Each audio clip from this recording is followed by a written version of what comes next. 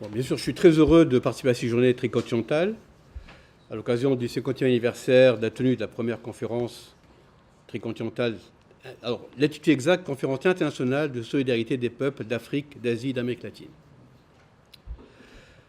Je voudrais commencer par souligner le peu de manifestations qu'il y a eu pour commémorer cet événement, qui était un événement marquant dans le combat des peuples du tiers-monde contre l'exploitation coloniale, néocoloniale et impérialiste. Il y a eu quelques exceptions. J'y cite rapidement, à ma connaissance. Il y a eu, dans le cadre de la fête de l'humanité, septembre dernier, il y a eu une demi-journée, un genre de débat autour de la tricontinentale.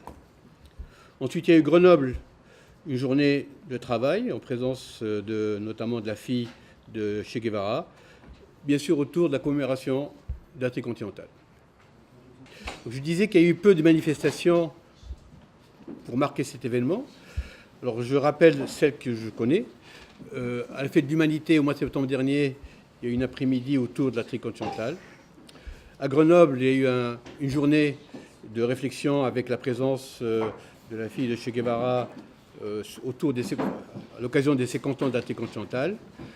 À Nantes, dans le cadre du festival des trois continents, du festival cinématographique des trois continents, il y a eu aussi une séquence dédiée aussi bien du cinéma qu'à un débat autour de la tricontinentale. De même qu'à Valentinier, dans le pays de Montbéliard, à côté de Belfort, il y a eu un débat avec Gustave Massiat sur la tricontinentale et les perspectives.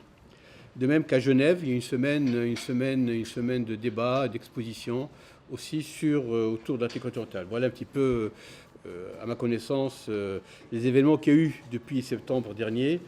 Et l'Institut Mehdi Ben Barka Mémoire Vivante a pris sa part pour inciter, pour encourager à ce qu'il y ait ces manifestations à l'occasion du 50e anniversaire de la tenue de la tricontinentale qui arrivait bien sûr au même moment que le 50e anniversaire de l'enlèvement et de l'assassinat de Mehdi Ben Barka, dont le nom et la mémoire restent attachés à ce projet d'unification des mouvements de libération nationale, des forces révolutionnaires et démocratiques du tiers-monde. Bon, dans mon intervention, je vais bien sûr insister uniquement sur l'aspect de la dimension internationaliste du combat de mon père, ce qui ne minimise en rien, bien sûr, son rôle dans la politique marocaine et des moyens qu'il a voulu donner aussi à la lutte du peuple marocain, les moyens organisationnels et politiques pour instaurer une réelle société. Donc, comme je dis, je vais insister sur la dimension internationaliste de son combat. Il suffit aussi d'évoquer sa disparition pour avoir une idée de l'importance du rôle qu'il a pu jouer dans ce combat des peuples, dans le combat de la solidarité des peuples du tiers-monde.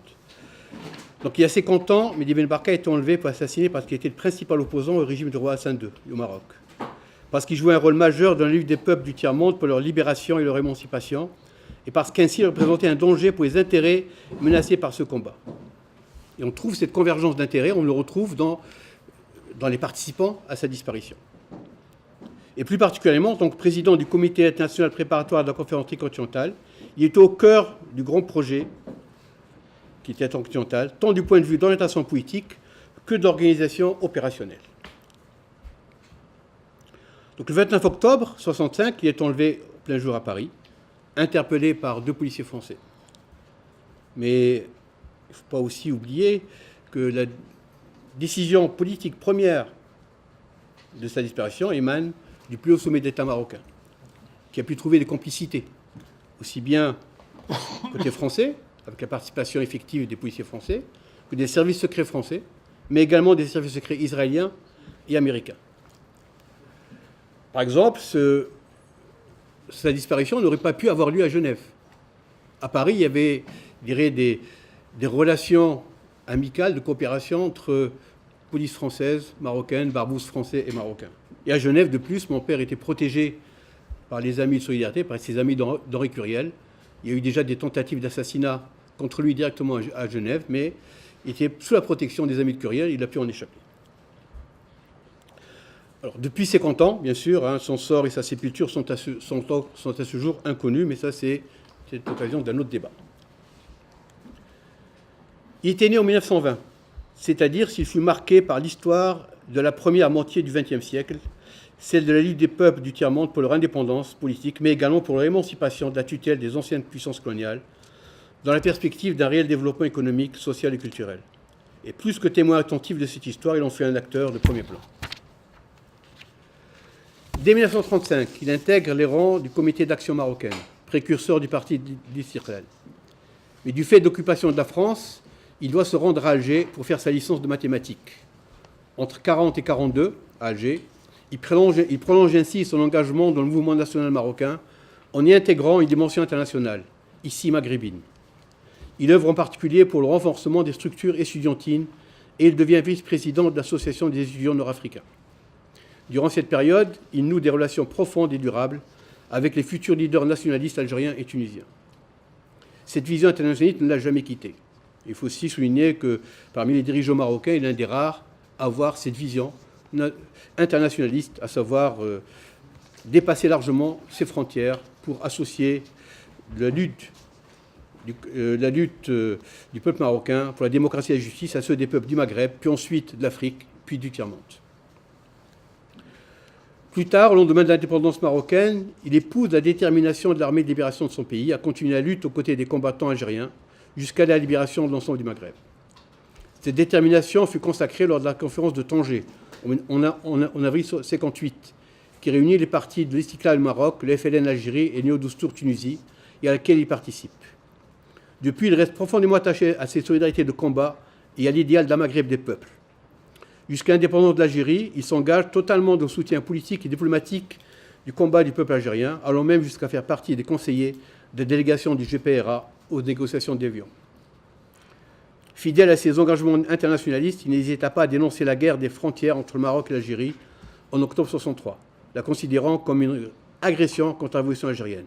Cela lui valut d'être condamné à mort une première fois au Maroc par contumace.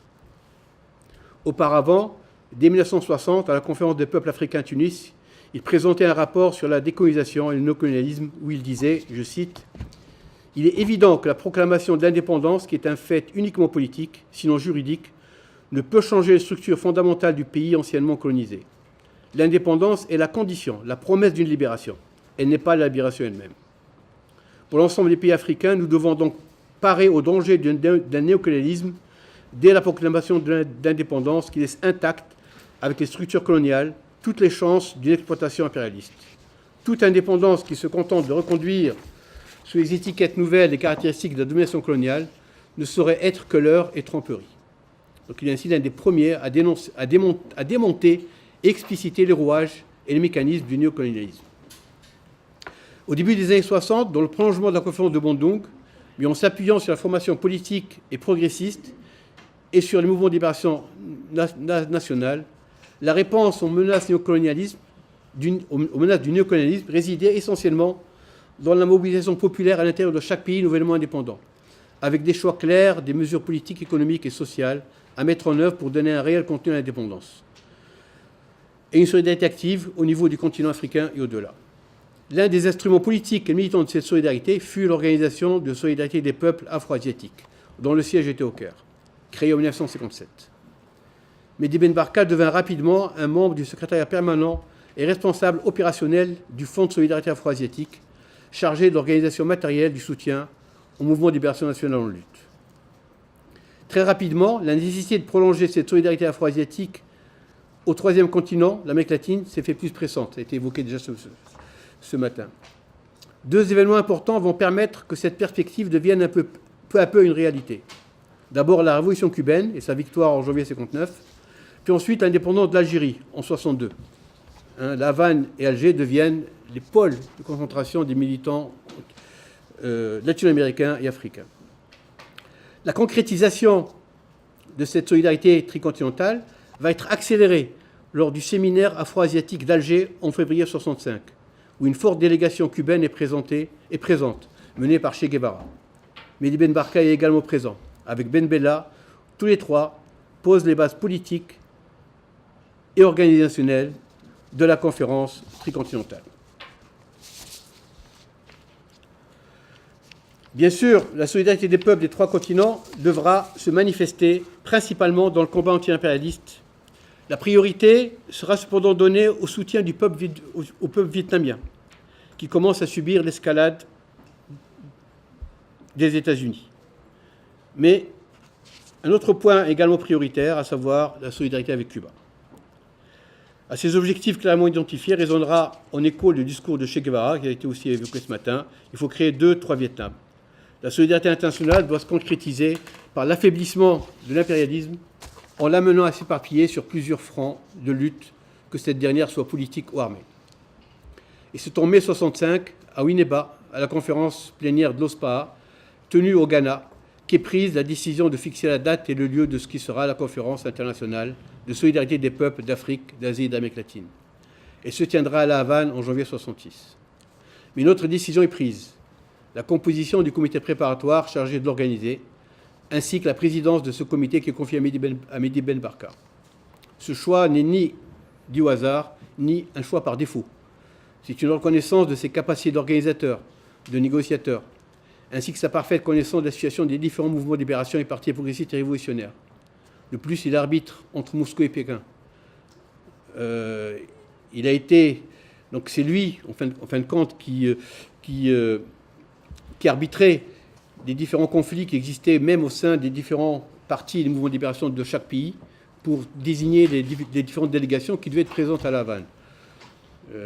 Donc parmi les papiers qu'on a pu récupérer, il figure un carnet avec, pour chaque pays, pays par pays, la situation et l'état des rapports de force entre les différents mouvements de libération et les différents partis politiques au sein de tout. Donc sa parfaite connaissance de la situation réelle, militante de chaque mouvement, faisait de lui vraiment l'arbitre indispensable pour mener à bien l'organisation et la préparation de l'intercontinental.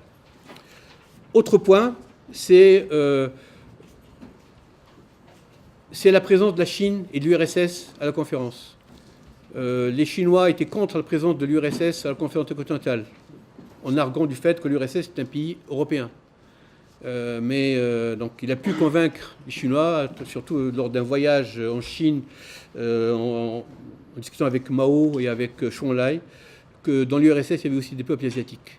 Et c'est à ce titre-là que l'URSS, en fin de compte, a pu assister à la conférence.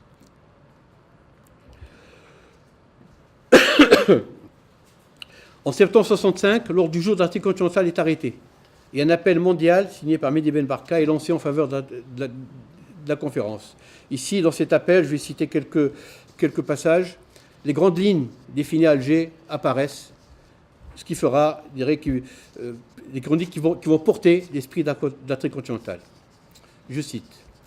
La solidarité entre les peuples d'Afrique, d'Asie et d'Amérique latine est déjà une réalité fermement établie depuis longtemps. Il existe déjà un lien entre les peuples des 3 continents. Tous ont dû affronter les mêmes problèmes. Tous ont été menacés par les mêmes dangers de l'oppression, l'agression et l'intervention armée. Les peuples des 3 continents éprouvent profondément le besoin de solidarité qui doit exister entre eux, ainsi que la nécessité de coordonner leur lutte contre l'ennemi commun, l'impérialisme yankee. Nos peuples qui, pendant des siècles, ont souffert d'exploitation et d'humiliation, condamnés à être des pays arriérés, possèdent cependant de grandes ressources exploitées, seulement jusqu'à ce jour pour assurer l'opulence et le bien-être des impérialistes exploiteurs, c'est-à-dire une minorité privilégiée. Nous sommes décidés à mettre fin à ces anomalies qui ont été à l'origine de nombreux fléaux dont a souffert l'humanité pendant longtemps. Il n'existe pas de force supérieure à celle des peuples quand ceux-ci décident d'être libres et indépendants et veulent obtenir la paix. La conférence se tiendra à La Havane, bien sûr, du 3 au 12 janvier, mais sans celui qui œuvra tant pour son succès. Donc plus de 400 délégués étaient présents, 187 asiatiques, 131 africains, 112 latino-américains. La conférence fut un succès. Malgré les obstacles et la résurgence des contradictions sino-soviétiques, les résolutions finales reprirent toutes les lignes forces contenues dans l'appel. Il y a eu quasiment une résolution, ça a été évoqué ce matin, une résolution pour chacun des points chauds de la planète. Vietnam, Saint-Domingue, Palestine, mais également des résolutions sur la dette, qui est un sujet 50 ans après aujourd'hui et d'actualité. Donc déjà à l'époque, il y avait une résolution sur la dette, une résolution sur la situation des Afro-Américains, qui était la seule délégation non tricontinentale qui a été admise à la conférence. Il y a aussi une résolution sur l'environnement. Déjà en 1966, il y a des résolutions sur l'environnement. Mais surtout, donc, ce qui est important, c'est au-delà de l'aspect politique, la conférence a été l'occasion unique d'échanger des différentes expériences révolutionnaires et d'étudier des enseignements des luttes diverses qui étaient en cours à ce moment-là. Donc, pour conclure, donc aujourd'hui, 50 ans après, la mémoire de Mehdi Ben Barka est toujours vivante, même si toute la vérité sur son sort n'est toujours pas établie. Donc là aussi, c'est peut-être un autre débat sur le combat pour la vérité qui dure depuis 50 ans. Donc tout simplement pour résumer, c'est que depuis 50 ans, la vérité n'est pas connue. Donc des questions fondamentales posées par sa famille sont sans réponse. Première question, comment est mort Mehdi Ben Barka? Qui sont ses assassins? Ensuite, où est sa sépulture? Donc la famille n'a pas de lieu pour aller se recueillir. Et puis je crois, troisième question qui nous interpelle en tant que citoyens, est-ce que toutes les responsabilités dans ce crime d'État ont été établies? Sûrement pas. Et depuis 50 ans après, ces questions sont sans réponse. La raison d'État, des États impliqués, est l'obstacle principal à l'avancement de l'action de la justice. Bien sûr, sa famille, nous ne sommes pas. Donc il y a une plainte qui est toujours en instruction au palais de justice à Paris.